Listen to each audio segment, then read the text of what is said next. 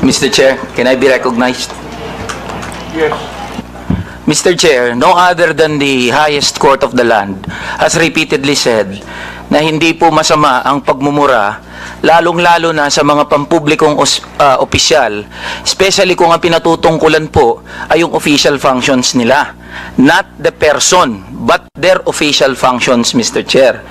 So yun po ang paninindigan, lalong-lalo na po namin bilang mga manggagawa, dahil kahit meron pong TikTok, Facebook o social media, sa komunidad po, yan ang lengguwahe ng mga manggagawa at ordinaryong Pilipino na nagagalit.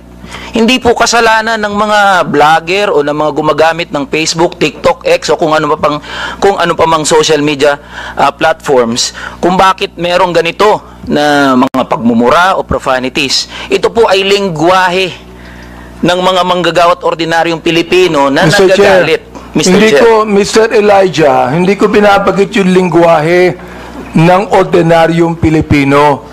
Ang binabanggit ko, lingwahe ng vlogger. Hindi ka ordinaryong Pilipino. Mr. Chair. Tatandali lang, kasalala pa ako eh. Alright. Hindi ka ordinaryong Pilipino. Tama, mali? Ordinaryong Pilipino ako, Mr. Hindi, Chair. hindi ka ordinaryong Pilipino. Vlogger ka eh. No, ay manggagawa ako, Mr. Chair. Lahat pa ng ordinaryong Pilipino, vlogger? Mr. Chair, manggagawa ho ako na may platform ho. So, ordinaryong Pilipino ho ako, Mr. Chair. Mr. Chair, point of order. We have our rules here. I think the resource person cannot answer without being recognized by the chair. Sorry, Mr. Chair. Okay, to all reminder to all resource persons, let the interpolator finish his line of questioning in his statement, and resource persons can only talk when the chair recognizes them. Okay.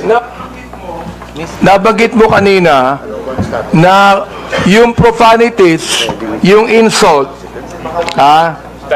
yung malicious accusations, kung yan ay sinabi sa kanyang, ang tawag doon, functions bilang public official, okay yun. Yung sabi mo, di ba? But not on a personal basis, correct? Ayan. Yes, Mr. Chair. Sabihin natin, naniniwala ako dyan. Pero, hindi naman niya sinabi yan sa akin on my public functions, official functions. It is a personal accusations on me. Mr. Elijah. I cannot, Mr. Chair, can I be I cannot speak on behalf of Miss Joey, Mr. Chair. Inaano ko lang yung sinabi mo. Yes, Mr. Chair. Okay, now I'd like to ask Miss Joey, Miss Cruz, are you insulting me on my public official functions, or it is a personal accusation on me?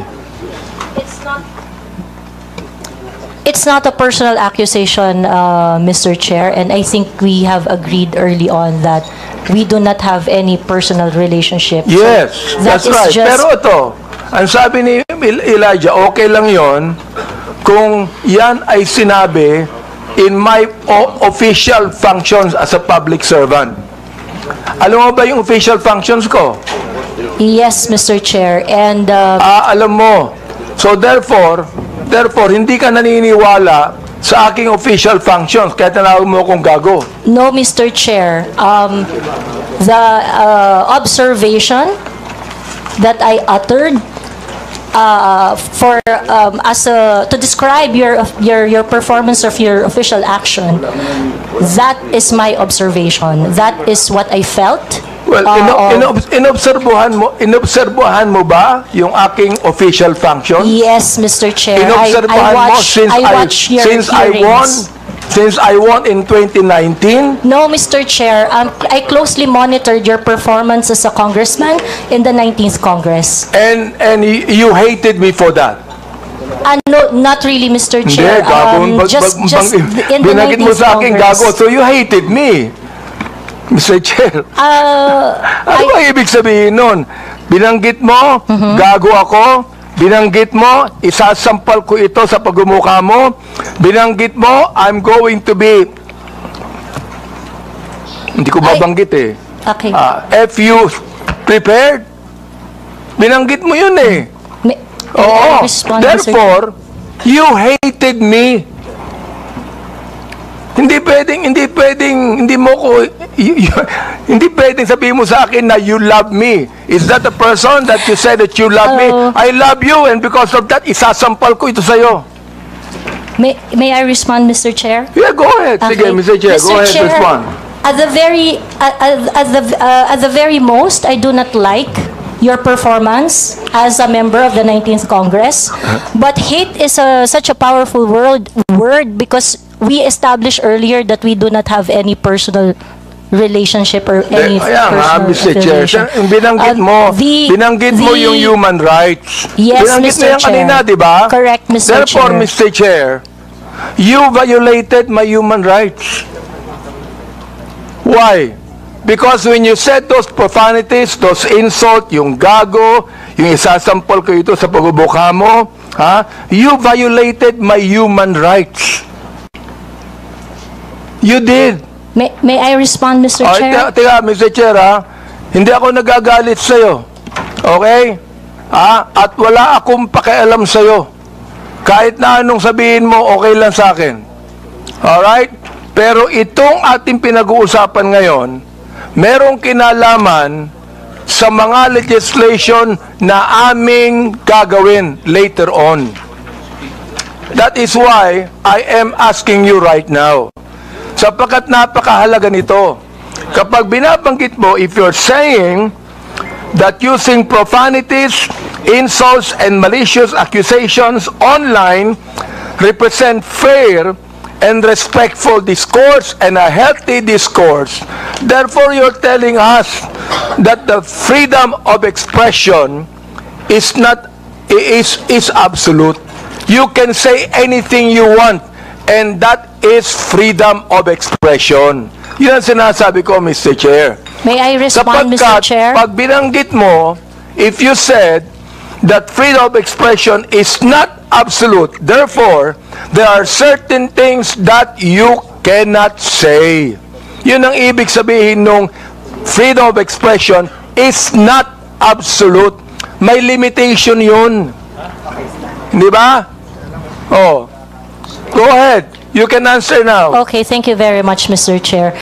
Mr. Chair, in the universal thoughts and ideas, there would always be a limitation. The freedom of speech is not absolute.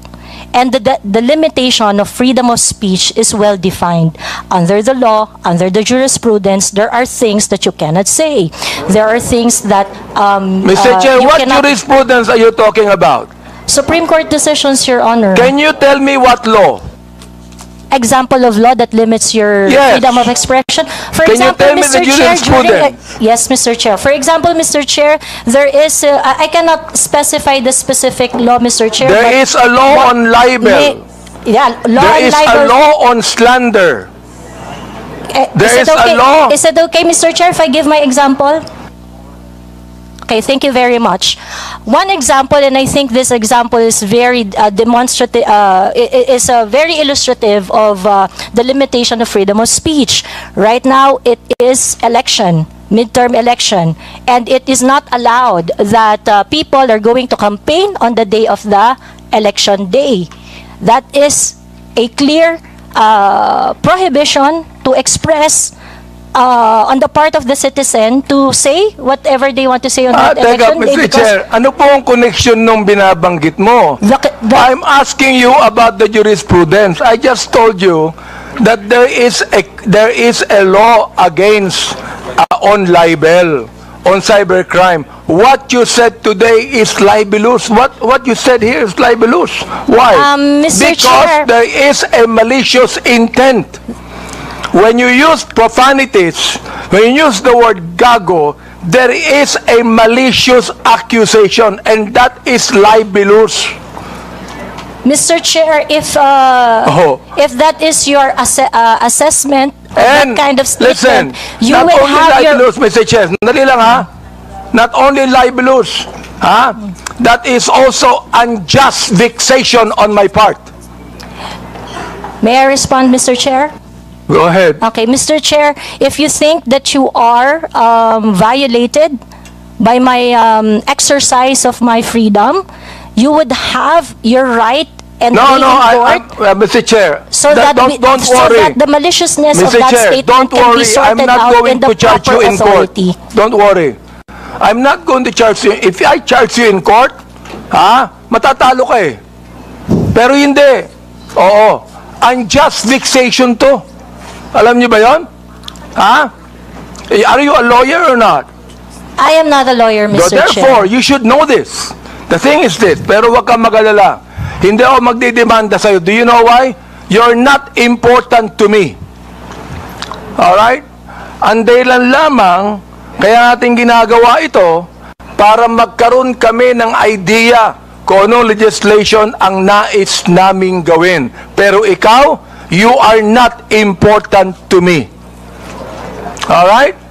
Oo. Thank you, Mr. Chair. Yan. Kaya, huwag kang mag-alala. Hindi ako kailanman magdidemanda sa'yo. Alright? Oo. Tumatawa ka pa eh. Thank you, Mr. Chair. Natatawa ka sa akin eh. No, Mr. Chair, I am Oo. expressing my gratitude, Mr. Chair.